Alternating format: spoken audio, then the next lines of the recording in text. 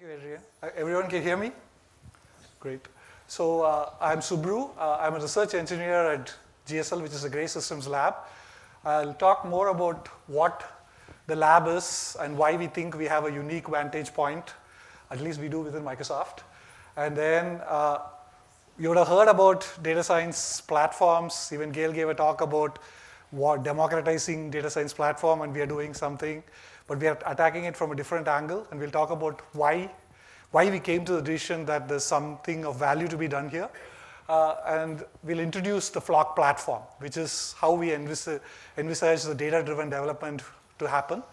And what I will do at the end of the chapter, first half of the talk, is give you a demo of what we have been talking about. And as we very clearly say, it's a technology showcase demo. What that means is I'm going to take a real production thing which we have deployed in Microsoft to showcase the demo, but it doesn't need all of the technology we are showing because we want to just show off all the technology, right? Just take it in there. And then I'll hand it over to Aprilia, who's a research scientist in GSL, who will talk about ML applications in Microsoft, which are enterprise ML applications, where we have a combination of MLflow, Onyx, and SQL Server in the picture. And core part of what we are doing, why we call it enterprise, is the work about capturing provenance and lineage, right? So, and then we'll really end with the talk with some call-outs to what are the future work directions we're thinking about, okay? So, how many of you here, show of hands, who heard about Onyx? Okay, that's good. How many heard of it before Gail mentioned it? Okay, so I really will talk about Onyx. Just for now, just understand that it's a platform-independent model representation, which can be hardware accelerated. Okay, so we are Gray Systems Lab. Who are we? We are actually an applied research lab under the office of CTO of Azure Data. So that means we are not, for people who have heard of Microsoft Research, we are not Microsoft Research, because we are under Azure, Office of the CTO, and funded by Azure, right?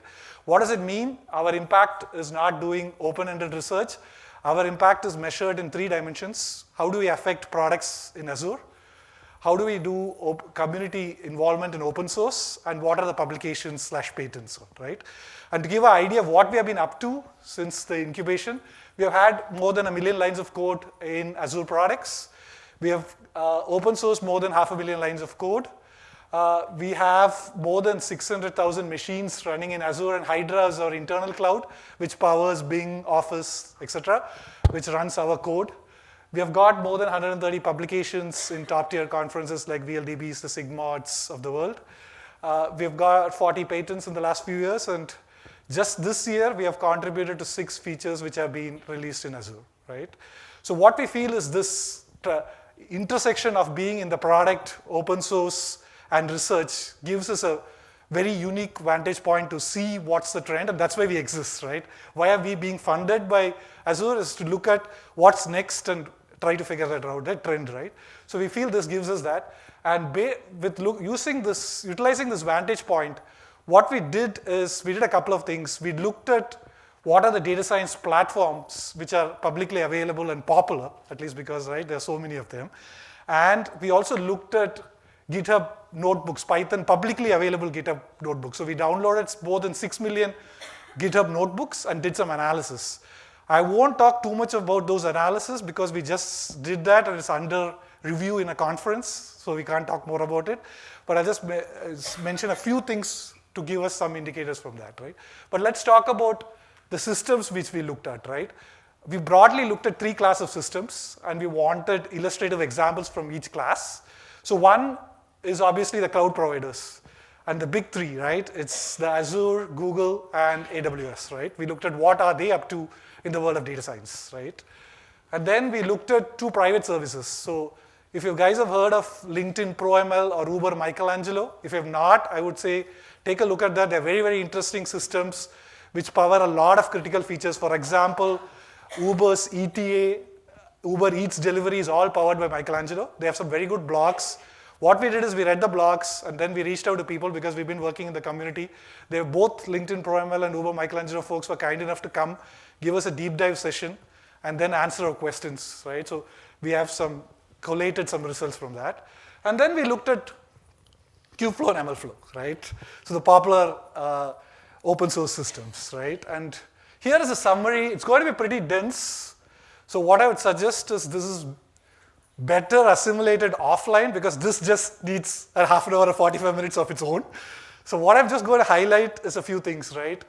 There is definitely a trend in the cloud, everywhere, across everywhere, to do more about experiment tracking, managed notebooks, pipelines, etc., right? So that trend is inevitable, okay? More importantly for us, if you look at the bottom, for what is being done in data management, okay, before I mention this, some caveats for this, right? This was done a few months back because when we started the project to see the feasibility kind of thing. And for the cloud, especially about the open cloud, we looked at what is the public documentation available, right? So there might be some things which, and we read, and for the Kubeflow and MLflow, we did a scheme of the code as well. And we have been contributing to MLflow as well, right? So that's how we figured this out, right? So take that with that caveat. But looking at the data management, there's been a lot of work done to have a feature store, a DSL, and part of the reason why that's all of both of that, if you see, is in the proprietary systems, right? Because you have very tight integration with your own data, and you can do something there, right? So with this, what is the insights, right? So we had the apple on our head kind of moment, and yes, very, very something which you guys would have never thought of. Data science is all about data, right? But what does it really mean, right? So what we see is there is an emerging class of applications, even for folks who attended Tom's interesting talk yesterday, this from GM and other folks. You see that, we have been around by building systems for a while. So I've been working on Hadoop since 2007, right? So myself personally. We have been hearing the trend about ML, but very, very recently, we have seen that it's been deployed in production and actually being used, right? So what we see is, what we call that is, this is enterprise-grade machine learning, right? How do we get this ML from academics and people who are playing around with it to visualize and showcase data to actually drive enterprise applications, right? When you drive enterprise applications, like for example, a lot of our customers are automobile or healthcare, it actually literally affects lives. So the bar is pretty high to move from, oh, I have a model which does something very cool, to actually deploying it, right? So that's what we call as enterprise-grade machine learning. And going to our roots, we have, if you guys know the CIDR, so the links for papers publications, I'll keep mentioning. In the highlights, you'll see the blue hyperlinks as the paper goes on. So those are our publications of our thoughts. So this is just got accepted yesterday to CIDR, so it's going to be available in CIDR. But we also have it in archives. The link is here for others who are interested. You can also reach out to Avril and myself after the talk, and we can share the links and resources as well, right? So what is our essence of EGML? What we feel is there is two pressures happening, right? There is a lot of smarts which the ML brings, but if you look at process-wise, internally the nomenclature we use is software 1.0 and software 2.0. The software 1.0 being the traditional software, right? The process there has been very rigorous. We have continuous integration, continuous delivery, etc. And while in ML, data science, you have a lot of smarts, you have a lot of math, but the process is quite rudimentary. And why do we think it's the case? We think the essence of the thing is because models itself have a dual nature. So for a software to have compatibility, let's say to do a backward compatibility, what would you do? You just check the API. If the API is broken, when somebody does a commit, you do a continuous integration. If your API is broken, you just highlight and roll back the commit. It's as straightforward as that. Models are software, but they are also data. So we call this the dual nature of model. So for a model, it's not just about the API. It's also about the semantic meaning of a model, right? So that's why we feel this makes it challenging, and that's why it's a very interesting space for us to be in, and that's many of us are active on it, right? Here. So with this dual nature, what this naturally provides is a couple of key pillars for us to work on, right? One being on the software nature, which is tools for automating the ML DS data science lifecycle, right? So think about the equivalent for all the CI/CDs and all of that in the world, right? And to give an example of this is the couple of nuggets I promised from our GitHub analysis, right? MLflow, I think all of us agree that we need versioning of our models, we need hyperparameter versioning and tracking, etc. But when we looked at more than 1 million Python notebooks, public Python notebooks, there are only a few, order of 100 MLflow imports. So what we did as part of it was import analysis, right, of the corpus, we call GitHub corpus, we call it. So how many people are importing what libraries, right? And the other thing we looked at is sklearn pipelines, right? sklearn pipelines have been around. It's also only an order of 1,000. So we see a lot of what we call as implicit pipelines, so people coding up the pipelines. While in software, if you look at Airflow or any of those, in the traditional software 1.0, people use any of those workflow management system because it gives you modularity. So you don't want to change your data validation module just because you want to change your model or vice versa, right? So you don't want to hard code them in one, you would use pipelines. But here you see the what we're able to do. And then the other side, going to the data side, which is what makes ML fun, is we need data governance. So all of you, I guess, are familiar with GDPR and stuff like that, right? So what that means, that's what we'll really talk about, the provenance and all of that. We need to be able to know what data is this model is using, and how is it using the data. And if somebody asks questions like, is my data being used? Can you forget my data? Is the model forgotten the data? Is it using PII data? Is the model accessing data which is not supposed to? So those are the challenges which we feel, again, to get to the E, enterprise grade, right? Which we don't see, we feel is new areas for us to work on, fertile areas for us to work on, right? What I want to just call out something which we're not going to talk about, something which Gail mentioned, is the data access, unified data access. So this is something we are still brainstorming with the community, and it's very challenging to do it across companies and all of that with different schemas, different stores, data stores, etc. But something which we really want to get into at some point, hopefully with the community with helping us out there, right? Okay, so with this in mind, with these insights, here is what we propose as the end-to-end platform. So it's what we think about it is a data-driven development, right? So everything starts with your data coming in, let's say telemetry data coming in. And then what we want is going to the governance part, we want some policies. What are the data? Do you want to PA, if you have PA, which is the personal identifiable information for those, how do we hide the PII? Is this model able to access? Is it an admin model or whatever, to put it crudely, able to access stuff? What is it kind of policies? Then you actually do the training. So these policies have to be applied before you do the training, which is not, unfortunately, what seems to be happening more popularly today. And I've just given an example of, let's say, GBM model being used. And then comes what we want to do is, there is another tangential pressure, right? There is a large set of libraries for model training. You have scikit-learns, you have PyTorches, you have TensorFlows, you have Horowords, whatever, right? And every model, every problem might need your own some library might help you better for training your model, right? Based on the domain. So we want the users to retain the flexibility of being able to use any of the training frameworks they want. But at the same time, what the users want is at inference time, you want maximum efficiency and performance. Now the models, all of you carry a phone. So there are so many models already running in your phone, right?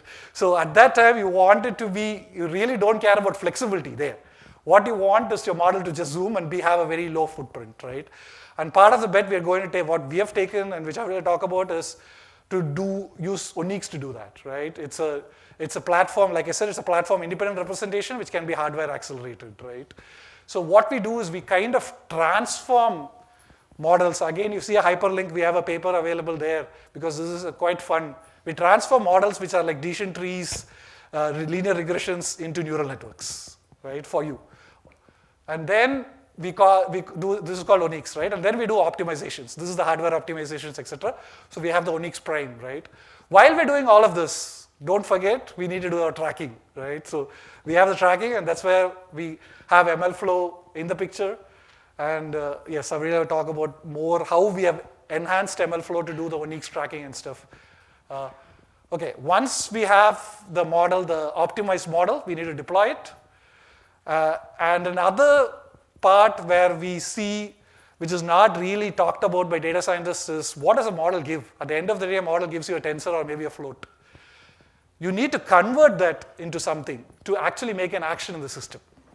So what we have developed is a policy framework called Dalian, which allows you to say, convert the output of a model to a context-aware system-specific decision, right? Your decision has to be application-specific and also aware of the context, right? So, for example, certain things you want to do in weekends, weekdays, etc., right? So, this is what is Italian, and that's open source, and we have a paper for it on VLDB. And this is how we see the end-to-end flow go. Okay, so now, and one more important thing is what happens after the model is deployed, right? So we need to have a feedback loop to look at how the model is actually doing, and then see, okay, that's where what we have is feedback loop, which is the provenance as well as the tracking information, and make sure that is the model behaving okay. Is it, do we have to revert to a different version, etc., or stuff like that, right? So we have the feedback loop. So I think all of you have heard of this popular thing, right? Even I heard it even in the Rapids NVIDIA talk just now. What is the percentage of, there was a survey, and it's very popular, both internal, external, we see the same number. How much is the time spent by a data scientist on actually doing data science? The number ranges always between 10 to 20. It's anyway very low, right? So what we want to do is, this red box is where we feel is what we want the data scientist to be focused on. And if you want to put in one sentence, what we want to do is, can we increase the 10 to 20 to 75 to 85 or 90, right? So, and that we think is a huge win, along with the governance, which is absolutely non-trivial, right? So, in other words, in our Python code, we'll show you that we just have a very simple Python code, which is written by the data scientist, and then we will automatically generate all of this for you, right? So, for this demo, what I'm going to use is, like I mentioned, it's a production system. What does it do? Again, we have a paper for it. It's, if you guys have heard of SOC, it's going to be next month. It's going to be published there. It's also available in archives. It's called Griffin. So like I mentioned earlier, our software runs on hundreds of thousands of machines in Microsoft. And each individual clusters are larger than 50,000. Some of them are 60,000 machines. We run 500 million jobs in those clusters a day. And people file all kinds of tickets. My job was running fast yesterday, today is slow, right? So irony is we have worked hard on the reliability of this cluster. I personally worked on resource management for more than a decade. So we improved it, we got it to multiple nines of reliability, and we thought we have made the support engineer's life easier, but we made it tougher. Because before the jobs used to fail, they just have to look at why it failed and report it. Now the jobs rarely fail because we have retries, checkpointing, etc. But there is slowness. The slowness is a lot more difficult thing to debug and say. So what happens, what used to happen is a job goes out of SLA and somebody raises a ticket. Support engineer goes, looks at it, and just because of the scale of a machine, which is tens of thousands, and usually in a distributed system, as if you guys have used Spark and all of those Hadoop, the effect is quite far from the cost, far away from the costs, right? You don't see the effect immediately just there. It would have failed somewhere in the pipeline and some other machine in the cluster. So you do a lot of digging, and the bigger the cluster and the more complicated system, so it takes few hours for them to resolve the ticket. So what did we do? We actually had an automated system that as soon as a user raises a ticket, it goes to our system, which is called Griffin. And what it does is it has a baseline for a model. So it says for this job, baseline for a job, sorry. It has a baseline model for a job. So what it says is I have this job has this execution time, and the execution time is caused by these factors. For example, size of the job, the input data, priority of the job, cluster load at the time, etc. Right? So it has got this model. And just to comment why it works for us is 2/3 of a job are recurring. So our job is scheduled, all the production jobs, for example, because all the ad hoc was, when they migrate to production, they shut it on a cron kind of, right? Run it hourly, daily kind of. So we have a history. And then once we have a culprit slow job, we compare it with this baseline and see, okay, has any of those variables changed? For example, has the input changed? Has the priority changed? Has the resource allocation changed? Has the cluster utilization changed for this instance? And we kind of list the reasons with the confidence, saying this is the top 5 things which have changed, and we think it's a slowdown with this confidence, right? And that's what automatically the support engineer uses now. And if we can't find anything, even that is useful, because then the normal metric set of metrics which the support engineer today or before the system was deployed has to look at can be eliminated, and you can look at something very weird. For example, after we deployed it, the support engineer started really relying on it, and we had a case where a lot of jobs were reported and we couldn't figure out what it was. It turned out to be a power outage in a cloud, which is a very rare event. So we don't track that as a feature, right? But it's a good thing. At least the normal things were eliminated. With that, I'll move to the demo.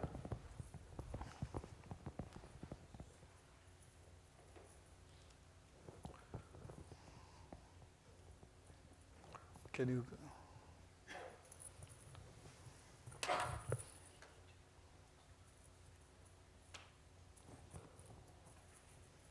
I'll just switch. Oh. Okay, I will.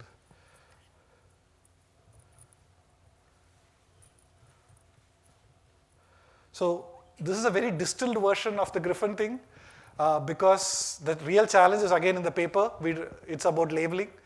What we didn't have label data. Our cluster has been around for more than a decade, and people just close the tickets by writing, like for example, I write saying priority change. Somebody writes change priority or something, so it's not really label data. So a lot of our work was to bypass the labeling. Here, we just take an assumption that because we generated labels, to start with that and say we have a simple, just a binary classifier which takes this and says, okay, did the problem was caused by us or the user, right? This infrastructure or the user. So we just simplified it, and as you can see, it's quite straightforward. So what we're doing here, I'll just clear the output first.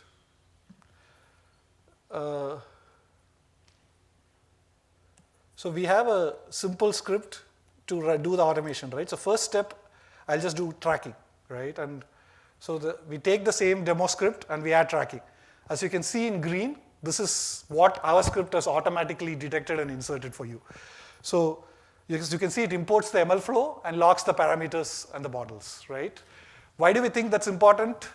One, like we said with the GitHub analysis, people are not yet, it's going to become common yet, it's not yet. And other thing which we see, couple of other aspects we see, one major is people already have thousands of data science scripts existing. They're like, are you telling me that I have to open each of the scripts, import MLflow and log models, log params? That's not going to happen. So you can run this on your existing scripts. Second thing is about consistency. So people log things, even by logging, we see internally people log things in a varied style. So how do we ensure that we do it in a consistent fashion, right? So this is ensuring that. So I talked about the auto optimizer. As you can see, it's just a few lines of script which is running our tool. And now, if you see, we are importing Onyx and Torch and then generating a neural network model for the simple binary classifier. Okay, and I'll show you. So let's say now we want to generate, we talked about Onyx. Let's say we want to generate the Onyx for this as well. So that's what we want to use, let's say in your iPhones or Android phones you have in your pocket. So the pink is a new one because you've seen the blue and green. So we import MLflow.onyx, and then we generate the Onyx model and we log the Onyx model. Okay, so now we have seen this. How do we know this actually works, right?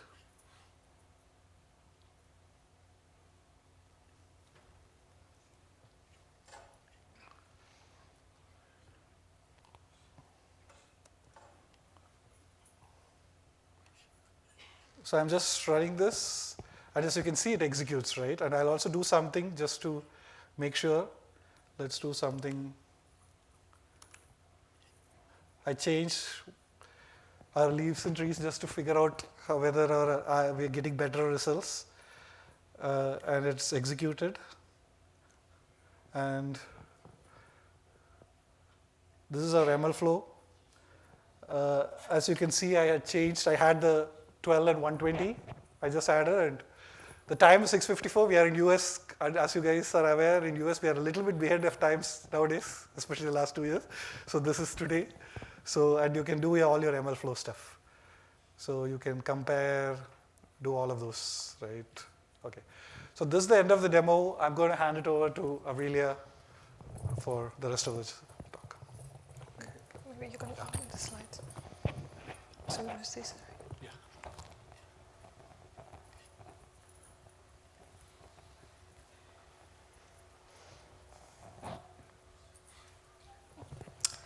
Okay, so hi everyone. Subru mentioned about the enterprise-grade machine learning applications we have in Microsoft, and I would like to give you an overview of how we actually connect MLflow with the Microsoft technologies to basically tackle these applications. So here I'm going to show the end-to-end flow, and then I will talk in more detail about Onyx and SQL Server, which are the main extensions we did to MLflow. So initially, we have some data we want to generate a model, so we can use any tool, TensorFlow, Spark, scikit-learn to produce a model. That's the first step. And in the second step, we produce a model in a specific format based on the tool. And as Subru said, we work a lot with Onyx internally, so we convert the model to an Onyx model. I will discuss a little bit later the details of Onyx. And then we basically extended MLflow to be able to track this model and provide information about this model by adding to MLflow the Onyx flavor. Flavor is essentially the abstraction that MLflow uses to track different types of models. And then once we have an Onyx model, we basically store it into the artifact store of MLflow. And for this case, we use SQL Server as an artifact store.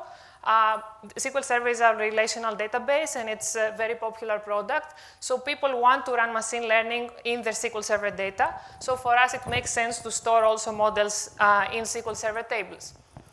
And this is an iterative process. We can generate multiple models, different versions of models, and we have MLflow to track the parameters, the metrics, and the models, and also visualize the results. And once we have identified a good model for our use case, we basically serve the model again in SQL Server. This is because many of our customers have stored data in SQL Server, and we do that internally without going to other tools. So for this talk, I'll basically focus on two parts. One is the integration of MLflow and Onyx, and integration of MLflow and SQL Server so that we can use SQL Server as an artifact store. I will not talk about how we do scoring in SQL Server using Onyx, but we have a publication at the CIDR conference that basically my colleagues discuss optimizations that we do in SQL Server to improve efficiency of Onyx models. So what is Onyx? So the basic idea behind Onyx is the following. We have all these tools producing models. There are many different types of models, and we need to deploy these models in different devices, from mobile phones to cloud, big cloud clusters. So there is really so many combinations of models and hardware we have. Onyx essentially tries to bridge this gap. It's an open format to represent ML models, and it's backed by multiple companies, including Microsoft, Amazon, and Facebook. So Onyx basically says you can transform your model in the Onyx representation, and then you can deploy an Onyx model in many different devices and use tools to do inference that have hardware optimization specific to the device you are targeting. So so to do that, you need some tools to basically convert your model to an Onyx model. And the keynote, like a few hours, an hour ago, mentioned that there's an effort of converting scikit-learn models to Onyx models, and we have other also tools, teams creating converters from different types of models. So on the right side, you can see how an Onyx model looks like. It's essentially a graph of operators. That's the high-level idea. So how do we do inference on Onyx models? So ONNX Runtime is essentially the engine used to score Onyx models. It has been open source last year. It's cross-platform and has different optimizations for different hardware devices. And we basically deployed it internally in many of our devices and many of our products. So the idea, as I said before, is the following. We train a model using some other engine. We convert the model to Onyx format, and then we perform inference using the ONNX Runtime. So I'll just go quickly through this. The ONNX Runtime essentially has an optimizer. It's a rule-based optimizer, similar to the one early database systems have had. So it allows to look at these operators in the graph in the ONNX model and make optimizations, move operators around, fuse operators. And through these optimizations, we can get improve inference time and also memory consumptions. These are some results we had early last year, I think. And it keeps improving. So We have about 40 Onyx models in production. More than 10 different orgs in Microsoft are migrating their models to ONNX Runtime with an average speed up in inference time of about 3x. And this is an example from the Office team, and you can find at the bottom a link to the blog that discusses this application. It's a grammar checking model, and you can see the latency of the model after ONNX Runtime was deployed. It was about a 15x improvement in latency. So because we have these good results with Onyx and ONNX Runtime, we wanted to integrate model management system with Onyx, and in particular MLflow. So in the recent release of MLflow has now built-in support for Onyx models. Basically, what that means is that MLflow provides the APIs to log models, save models, and evaluating Onyx models. And I'll give an example. So here you can see a Python script. We basically, most of the lines, we train a scikit-learn model. At the bottom, we basically use MLflow and Onyx ML tools to convert the scikit-learn model to an Onyx model. And then we use MLflow API to log the model in an artifact store. And how does this look? So basically, in the store, we have a directory. And within this directory, we have an ML model file and the actual Onyx model. And the ML model file provides metadata about the model. And here you can see the name of the model, the version of Onyx, the Onyx version that has been used. And also, we have this Python function. This is really important. It basically means that you can wrap this model around a Python function and perform inference directly on that. So I will show how this works so that in MLflow, we can actually score the model. So how do we serve the model? First, we use the MLflow API to deploy a server, passing as a parameter the model, the Onyx model in this case.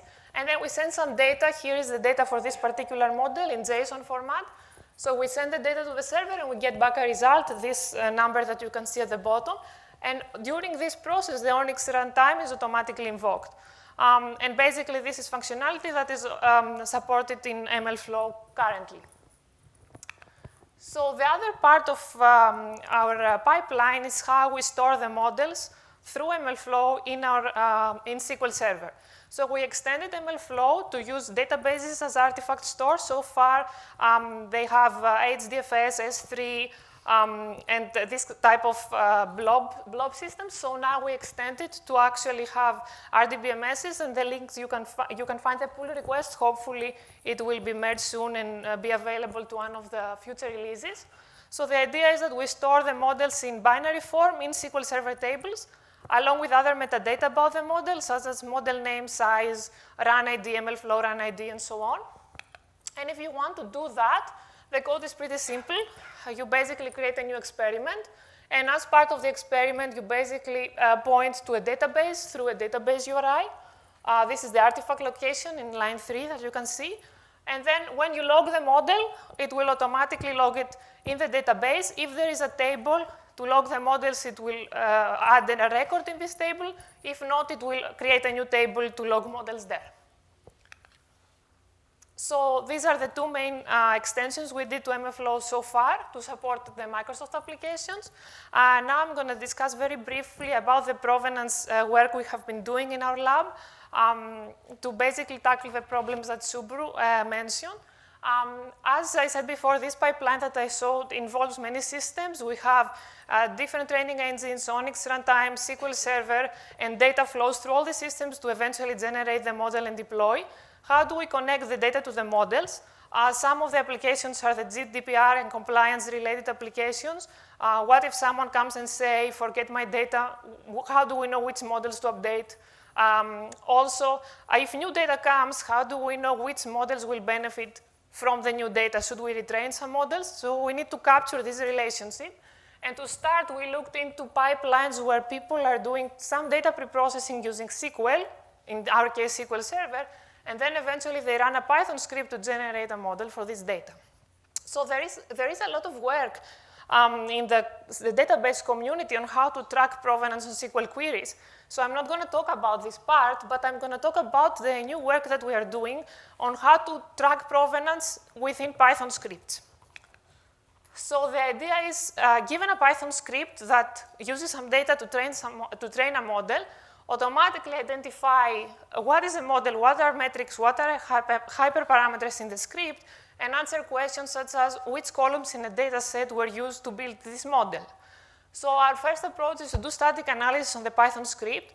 I'm not going to go into all the steps because there's no time, but the idea is that we parse the script, we find dependencies of variables in the script, and then we semantically annotate the script with information, assuming some prior knowledge of libraries, and that is libraries meaning machine learning libraries, like that scikit-learn libraries have this function, PyTorch libraries have these functions. We use this API information to annotate the script, and we have some promising results.